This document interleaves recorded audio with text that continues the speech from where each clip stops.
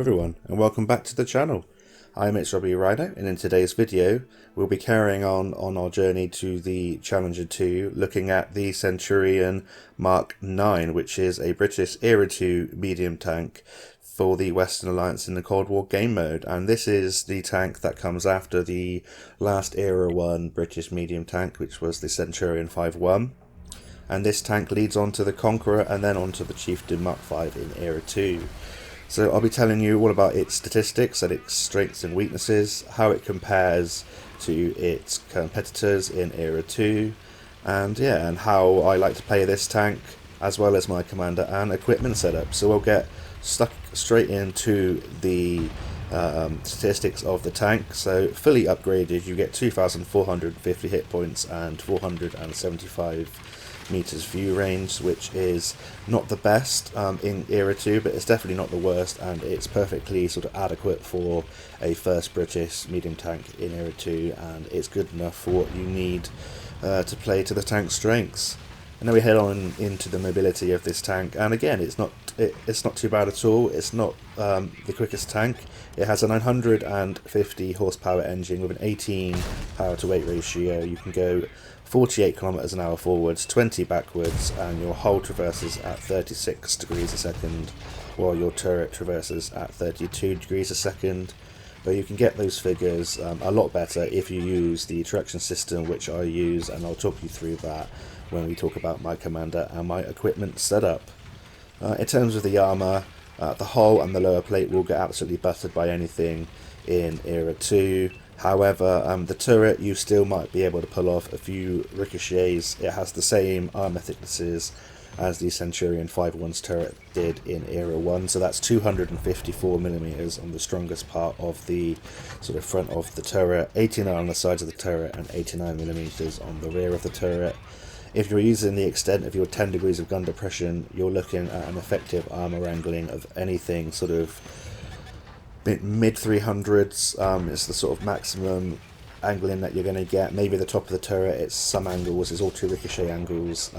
You might be able to get up to sort of 400mm of effective armour angling if you're using the full extent of your 10 degrees of gun depression, but it definitely doesn't hold up as well as the turret did in Era 1, so that kind of leads this tank to play a sort of sniper support role, as well as trying to sort of spot for your allies, and it excels in that role, and it performs perfectly well for me, and I'm sure it will perform perfectly well for you if you play to the tank strengths.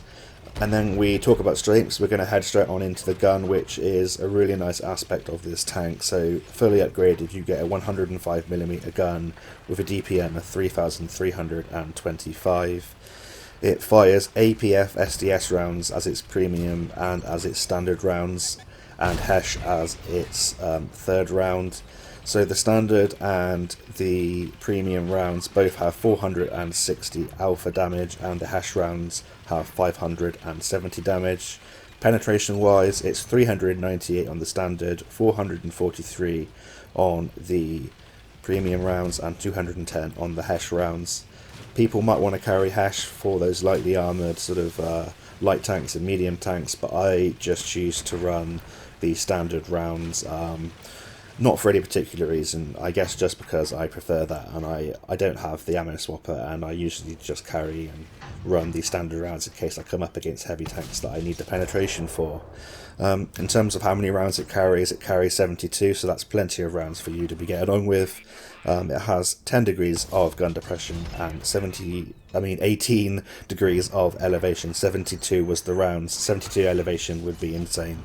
In terms of the shell velocity, it's 1490 on the standard and premium rounds, and about half that at 735 on its HESH rounds. So if you move to the HESH, just be wary that the shell velocity does drop down, but 1490 is really nice on the standard and the premium rounds, so you don't have to give too much lead at all, as we watch me miss a shot on a stationary target in the background. In terms of the aim time, it's 2.1 seconds base, 0.28 accuracy, and a base reload time of 8.3 seconds. So it reloads nice and quickly. As you can see there in the background, I've got my reload with combat rations down to 5.8 to deal 460 alpha damage, which is really nice. And I think with my commander and equipment setup, yeah, this is the kind of optimum kind of DPM that you're going to be trying to get. So in terms of my equipment and commander setup, on my equipment I run advanced loader, gun stabilizer, and I also run the traction system. And I run the loader because I want to get my DPM as good as possible, the stabilizer because the accuracy is already brilliant and I want to enhance that because I'm playing that sniping role, and the traction system because it does suffer from, you know, slightly slower mobility than a lot of the other tanks do in Cold War in general, but especially in Era 2.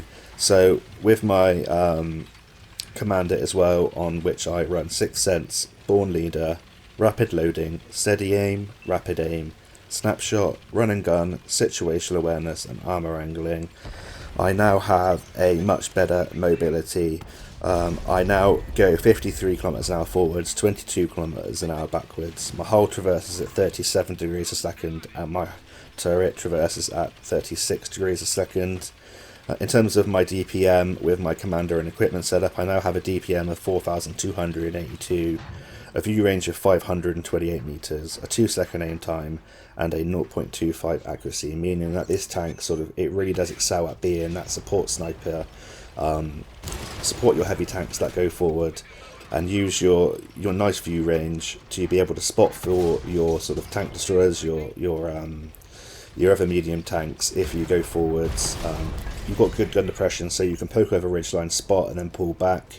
You've got a nice DPM to be able to put round after round into your opponents.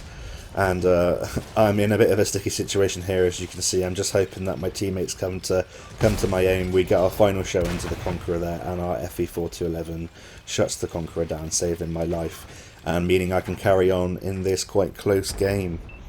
But yeah, going back to what I was saying in terms of how to play this tank, it seems to pull in a lot of assistance damage for me, and that's not particularly through tracking. The view range with the commander equipment setup that I have, it does boost to a nice range where if you go to the ridge lines and use your sort of what turret armor you do have and the gun depression, then it allows you to play this sort of kind of half spotting, half sniping role. I don't have a particular name for it, but I seem to be able to spot well in this tank, and if I'm not able to spot anything, I'm able to fire accurately at distance at what my teammates spot for me with this gun. And the jump from the Centurion 5.1's sort of alpha damage up to 460 with this tank is a really nice jump. It's definitely a notable jump. It does feel a lot nicer, and for some reason it feels like you roll a lot better, a lot closer to what you should be rolling. I know it's not the case because it's the same RNG as Era 1, but it just feels a lot better with 460 alpha damage. And when you do fire those test rounds, and I have done it a few times when I've carried up sort of 5 shells, 10 shells of it at the light tanks, it does boost your DPM up, and it is a very satisfying amount of alpha damage. And it's not a sort of world beater, but it's a perfectly capable and sort of adequate tank for Era 2, especially for being the first British medium tank in Era 2, and it's a nice tank to lead on to the Conqueror, and I don't really have any complaints. So in terms of that gameplay, we finished with 7,000, that's the enemy, our ally, sorry. For some reason I thought I was still watching me. We died a little bit ago. Having said that, the game's over now, and I'll be able to talk you through what I actually got in this game. So we finished in 2nd place with 6k direct damage, 2.9k assistance, 1,454 base experience points, and yeah, it's just a nice game overall, picking up 100,000 silver. So that's it for this replay. I'll hop on in to the second replay, and I'll talk you through how we get on there, so I'll see you in a bit. So we're now into the second replay of the video, and we're here on Vineyards, and I think I prefer a little bit of a smaller map like this for this tank, purely because the mobility isn't as good as the other tanks, as I have discussed in the first gameplay. It offers me a nice opportunity to come up here to this sort of favourite location of mine at the start of the battle, especially in a tank with a nice DPM and a very accurate gun. I'm able to fire through these bushes here, through these trees, and actually stay hidden. Of course, there's the true vision system, but in terms of the spotting mechanic, I'm staying hidden until tanks push forward into that little bowl area in front of me, and it offers me. I thought I was going to start singing Angels then by Robbie Williams. It offers me a nice bit of protection with these rocks here, and I'm able to sort of poke forward, get shots off. I do have to be wary that when I poke forward like this, I'm exposing my side of my tank, and that song's in my head now, and I'll try and concentrate on the gameplay. We get off a nice few shots at the start there, picking up 1,298 direct damage, 733 assistance, and we've already blocked a shot of damage. And I'm just trying to come up to either side of this little building here in front of me, just to try and keep them keep them thinking on that ridge line, because straight ahead of me in that sort of D4 location where my light tanks are trying to spot out their opponents, a lot of tanks do like to hide on the opposite side of the map, especially from these spawns. And staying here, I'm able to shoot pretty much the entire map, apart from behind obviously those buildings that are over there near the bridge to the left of me. But I've still got lots of shots in the distance here on tanks that are in the north of this, in the north of the map. There's that little location which a lot of tanks like to fight over in the north in A5, A6. Unfortunately, it looks like we've lost that location, so I'm thankful I didn't go there. It could have been a good idea to go there if I had more support, especially with my gun depression and my relatively decent turret armour. But I'm happy that I stayed where I am now, because it allowed me to get a few shots off at enemies that are advancing towards that location and whittle their health down a little bit. And it also gives me an opportunity to fire directly into their spawn point, as well as where I'm looking now, where our friendlies are in the sort of H6, H7 location.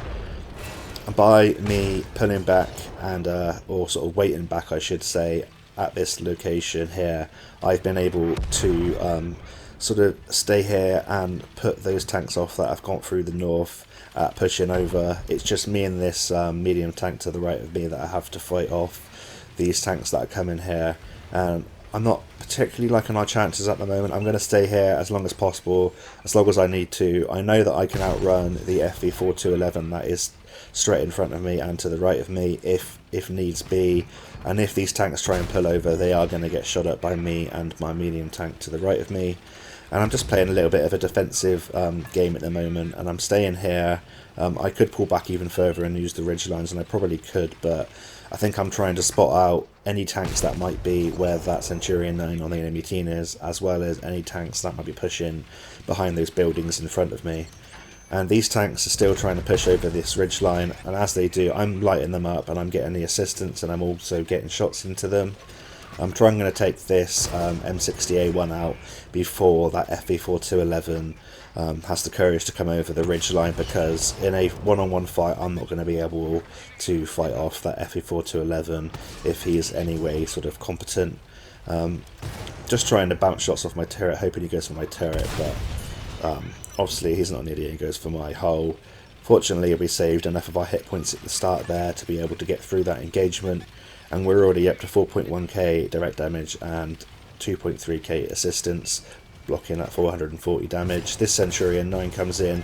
I try and go for the tracking shot as he's on the ridge line, but unfortunately for me, I think it bounced. But I'm going to try and go one-on-one with this Centurion 9. I have confidence that my DPM, I've increased it to a point where I should be able to get through an engagement like this. He's on 200 hit points less than me, meaning he's not fully upgraded, and I know that I've got a better rate of fire and better mobility, and we get through that engagement as well. This FV4015 comes over and tries to get a shot into me, and that was my cue to escape. So I'm going to use my enhanced mobility to try and avoid taking a shot then from the FV4015. We avoid taking one from the one that was to the right of me, but the one directly behind us gets a shot into me. And now I'm a two-shot for pretty much every tank left.